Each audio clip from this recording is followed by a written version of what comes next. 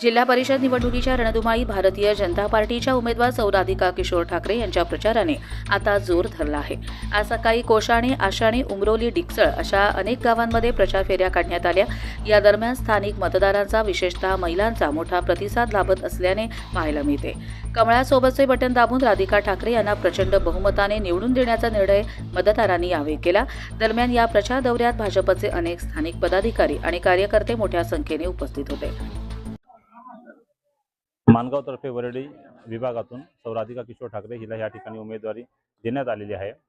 आम्ही मतदारांपर्यंत घरोघरी जाऊन मतदार करत आहोत, त्यांना आवाहन करत आहोत, मोठ्या प्रमाणात तुम्ही भारतीय जनता पार्टीला मतदान करा, कारण केंद्रामध्ये आणि राज्यामध्ये दोन्ही ठिकाणी भारतीय जनता पार्टी सरकार आहे आणि जिल्हा परिषदमध्ये सुद्धा भारतीय जनता पार्टीचे जास्तीत जास्त उमेदवार जर निवडून गेले तर जास्तीत जास्त विकास आपल्याला ह्या वार्डचा असू द्या किंवा पूर्ण कर्जत तालुक्याचा असू द्या, हा 100% आपल्याला आमच्या उमेदवाराच्या माध्यमातून करता येईल।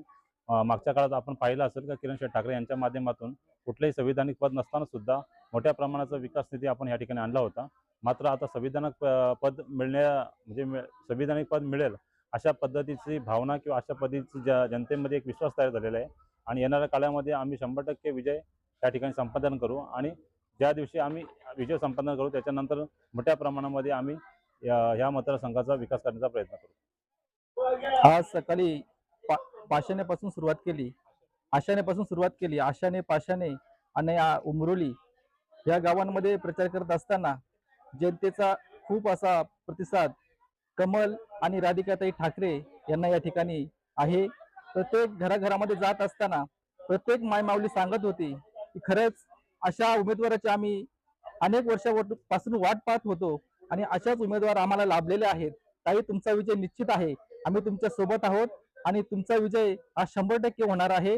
आमचा ज्यावेळेस आम्ही शेजारी पाजारी बसत असतो त्यावेळेस आमच्या चर्चा होत असतात की खरंच कुठल्याही प्रकारचं व्यसन त्यांच्या पतीला नाही, की कुठल्याही प्रकारचा गुन्हा त्यांच्यावरती नाही।